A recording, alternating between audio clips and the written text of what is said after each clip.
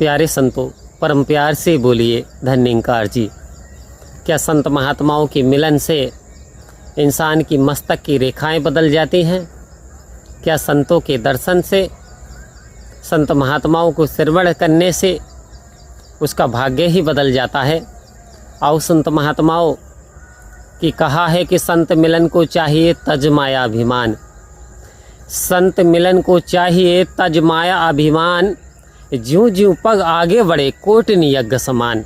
आओ संत महात्माओं कह रहे संतों के मिलन को सत्संग में जाने के लिए कह रहे हैं कि माया का भी एक बार को त्याग करना पड़े तो कर देना चाहिए, और अभिमान को छोड़ना पड़े तो संत महात्माओं छोड़ देना चाहिए। क्योंकि कह रहे हैं कि जैसे जैसे व्यक्ति संतों के मिलन को एक एक पग आगे बढ़ाता है, कह रहे हैं कि कोटि करोड़ों यज्ञों के समान हो जाता है वो चरण, वो पैर।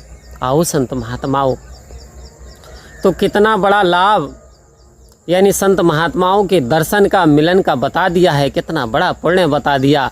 तो आओ संत महात्माओं, एक व्यक्ति से महात्मा ने कहा कि संत महात्माओं सत्संग में आया करो, हरि चर्चा सुना करो और प्रभु परमात्मा की बातें किया करो।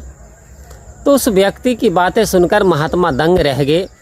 वो व्यक्ति बहुत मुस्कुराया और बोले, महात्मा जी मैं क्यों सत्संग में जाऊं, क्यों संत महात्माओं को सुनूं?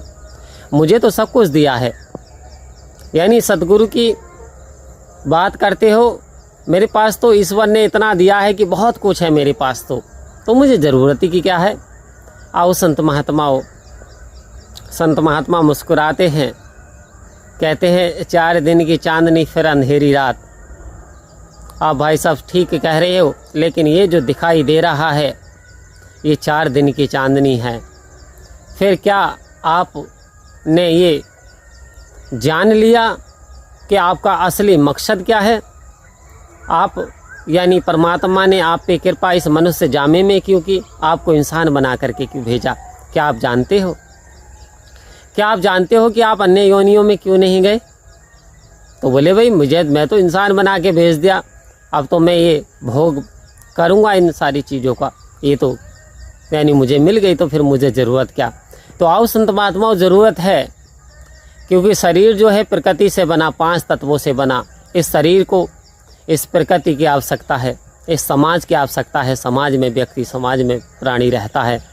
लेकिन आओ संत महात्माओं, जो बेगमपुर का निवासी है, जो कि सच्चिदानंद स्वरूप है, क्योंकि कहा है कि ये आत्मा भी परमात्मा की तरह अजर और अमर और अविनाशी है, इसका भी हनन नहीं किया जा सकता। ये ज्योत है उस ज्योति की। आओ संत महात्माओं, तो पहले उस ज्योति की जानकारी इंसान के लिए बार बार कह रहे हैं कि जिसने सूरज चांद बनाया, जिसने तारों को चमकाया, जिसने सारा जगत बनाया, उस दाता के हम गुण गाएं। ऐसा कविता में लिखा होता था, उस दाता के गुण गाएं।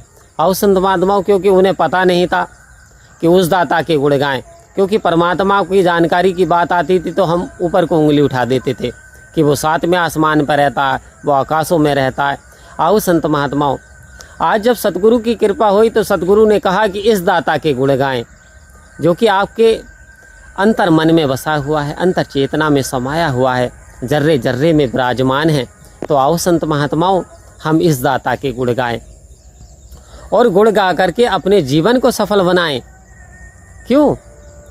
आओ संत महात्माओं, जब ये हमारे हिस्से में आ जाता है तो ये समझ लीजिए हमारे कोई ऐसे पुण्य काम हमारे नहीं रहे होंगे। संत महात्माओं, हम तो सतगुरु को तवज्जो देना चाहिए कि सतगुरु आपने कृपा की, सतगुरु आपने इस भीड़ में से मेरी उंगली थामी है, मेरी उंगली को पकड़ा है। आप ना पकड़ते तो मैं तो भीड़ का हिस्सा ही बन जाता। तो ये सतगुरु की कृपा है। संत महात्माओं, सतगुरु ने हमें भीड़ में से निकाला है, हमें महापुरुषों की श्रेणी में लाकर के खड़ा कर दिया। संत महात्माओं, हमें ये ज्ञान करा दिया कि जिस ज्ञान के लिए ये आत्मा तरस रही थी, तड़प रही थी, प्यासी थी, आज पाकर के ये तृप्त हो गई। आओ संत महात्माओं, पहले एक साकार रूप में ही, थोड़े से एरिया में ही हम भगवान का दर्शन किया करते थे, लेकिन आज यदि संत महात्माओं से पूछते हो कि आपको नज़र क्या आता है, तो कहते निरंकार के अतिरिक्त कुछ नज़र ही नहीं आता। आओ संत महात्माओं, तो ऐसी सोच जब सतगुरु की कृपा हमारे ऊपर होती है तब हमारे भाग्य बदल जाते हैं, तब हमारी किस्मत में ये निरंकार पार ब्रह्म परमात्मा का ज्ञान आता है, जिसे ब्रह्म ज्ञान कहते हैं।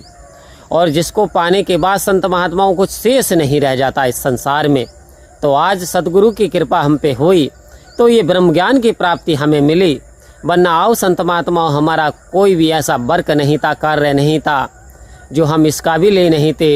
ये सब सतगुरु की कृपा हुई और इसलिए हमें हर समय सतगुरु का धन्यवाद देना चाहिए। रमे राम की दात हमने पाली तो वास्तव में हमारे जीवन का कल्याण हो गया। आओ संत महात्माओं परम प्यार से बोलिए धन्यकार जी।